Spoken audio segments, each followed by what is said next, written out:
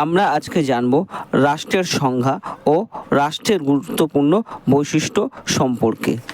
রাষ্ট্রের সংজ্ঞা।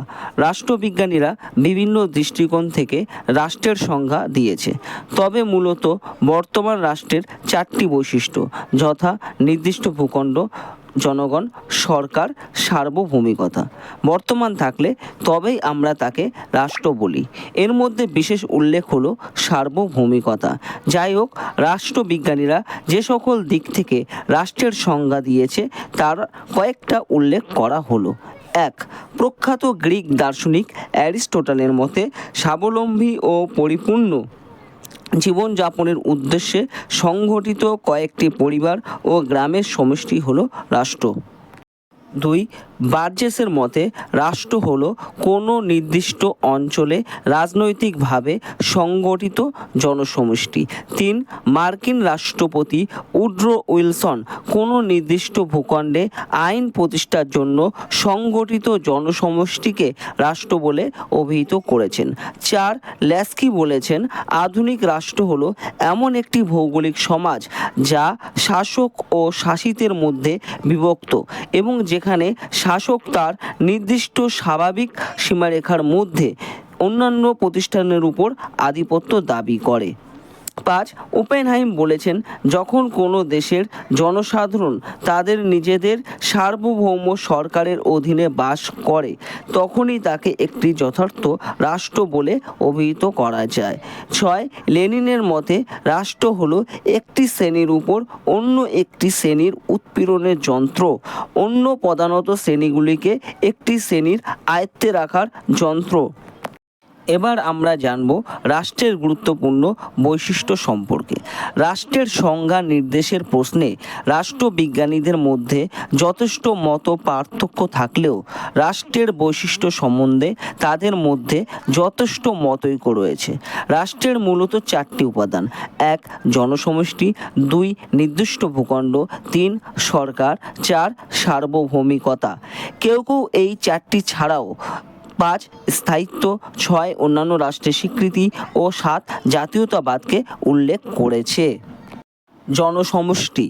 Plato, Aristotle প্রমুখ গ্রিক রাষ্ট্রবিজ্ঞানী স্বল্প জনসংখ্যা সমন্বিত রাষ্ট্রকেই আদর্শ রাষ্ট্র বলে মনে করতেন। তাদের মতে 5,000 থেকে 10,000 জনসংখ্যাই একটি রাষ্ট্রের পক্ষে যথেষ্ট, কিন্তু বর্তমানে বৃহদায়তন রাষ্ট্রের আবির্ভাব ঘটেছে। আজকের বিশ্বে পানামা, মোনাকো প্রভৃতি অল্প সংখ্যক জনসংখ্যা সমন্বিত রাষ্ট্রের পাশাপাশি চীন, ভারত, মার্কিন যুক্তরাষ্ট্র প্রভৃতি জনবহুল রাষ্ট্রের অস্তিত্ব চোখে পড়ে। আর জনসমষ্টিকে দুই ভাগে ভাগ করা যায়: 1. নাগরিক, 2. মেটিক। যারা নগর রাষ্ট্রের রাজনৈতিক জীবনের সঙ্গে কোনো না কোনোভাবে যুক্ত থাকে তাদের বলে নাগরিক। আবার যারা ব্যবসা বাণিজ্যের সূত্রে বা অন্য কারণবশত কোনো নগরে স্থায়ী বা অস্থায়ীভাবে বসবাস করে তাদের বলা হয় মেটিক বা আবাসিক বিদেশি। নির্দিষ্ট ভূখণ্ড। রাষ্ট্র গঠনের দ্বিতীয় উপাদান হলো নির্দিষ্ট ভূখণ্ড।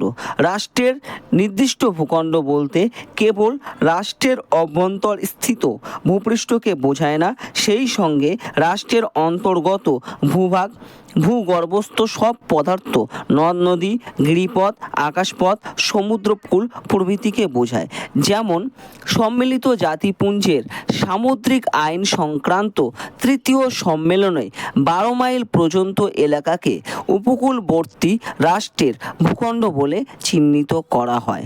বর্তমানে সাধারণভাবে রাষ্ট্রীয় ভূখণ্ডের উপরিস্থিত আকাশের 100 থেকে 110 কিলোমিটার পর্যন্ত রাষ্ট্রের গাগনিক সীমারেখা বিস্তৃত বলে মনে করা হয়। সরকার। সরকার হলো এমন একটি প্রতিষ্ঠান বা যন্ত্র যার সাহায্যে রাষ্ট্র তার ইচ্ছাকে বাস্তবায়িত করতে পারে। সরকার বলতে আইন বিভাগ, শাসন বিভাগ ও বিচার বিভাগকে বোঝায়।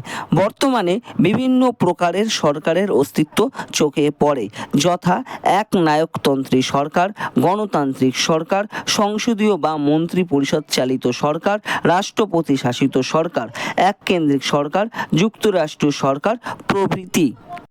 সার্বভৌমিকতা রাষ্ট্র গঠনের সবচেয়ে গুরুত্বপূর্ণ অপরিহার্য বৈশিষ্ট্য হল সার্বভৌমিকতা। সার্বভৌমিকতা বলতে কোনো রাষ্ট্রের চূড়ান্ত ক্ষমতাকে বোঝায়। রাষ্ট্রের এই চূড়ান্ত ক্ষমতা আছে বলেই কেউ রাষ্ট্রের কর্তৃত্বকে অমান্য করতে পারে না। এই সার্বভৌমিকতা দুই প্রকারের হতে পারে, আভ্যন্তরীণ ও বাহ্যিক। রাষ্ট্রের আভ্যন্তরীণ সার্বভৌমিকতা আছে বলে রাষ্ট্রের অভ্যন্তরে বসবাসকারী প্রত্যেক ব্যক্তি এবং অবস্থিত প্রত্যেক প্রতিষ্ঠান রাষ্ট্র প্রদত্ত আইন মানতে বাধ্য। অপরদিকে বাহ্যিক সার্বভৌমিকতার ফলে প্রত্যেক রাষ্ট্র অন্য রাষ্ট্রের নিয়ন্ত্রণ থেকে প্রায় সম্পূর্ণভাবে মুক্ত। রাষ্ট্রের নিরঙ্কুশ ও চূড়ান্ত ক্ষমতা হল সার্বভৌমিকতা। স্থায়িত্বকে রাষ্ট্রের অন্যতম বৈশিষ্ট্য বলে অনেকেই গণ্য করেন। তাদের মতে স্থায়িত্ব ছাড়া রাষ্ট্রকে রাষ্ট্র বলে অভিহিত করা যায় না।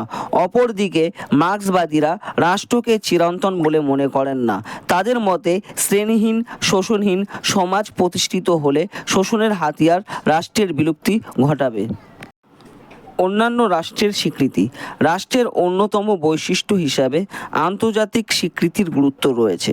কোনো রাষ্ট্র অন্যান্য রাষ্ট্রের স্বীকৃতি না পেলে রাষ্ট্র বলে গণ্য হয় না। তবে একটা রাষ্ট্রকে যে সমস্ত দেশের স্বীকৃতি পেতে হবে তার কোনো মানে নেই। অন্তত কিছু দেশের স্বীকৃতি পেলেই রাষ্ট্র হিসাবে পরিগণিত হয়। জাতীয়তাবাদ বলতে প্রকৃতপক্ষে কী বোঝায় সেই বিষয়ে রাষ্ট্রবিজ্ঞানীরা ঐকমত্যে উপনীত হতে পারেনি। তা সত্ত্বেও মনে রাখা প্রয়োজন যে জাতীয়তাবাদ একটি ভাবগত ধারণা। যখন বিভিন্ন কারণে একটি জনসমাজের মধ্যে গভীর ঐক্যবোধ বা একাত্মবোধ গড়ে ওঠে তখন তাকে জাতীয়তাবাদ বলে। হ্যারল্ড লেস্কির মতে প্রত্যেক জাতীয় গোষ্ঠীর নিজ বাসভূমি, নিজেদের সাদৃশ্য, অন্যান্যর সঙ্গে নিজেদের বৈসাদৃশ্য, কুলগত বন্ধনের উপর ভিত্তি করে জাতীয়তাবাদ গড়ে ওঠে। রেনান বলেছেন জাতীয়তাবাদ হলো একটি ভাবগত ধারণা। রাসেল বলেছেন জাতীয়তাবাদ হলো ঐক্যের অনুভূতি।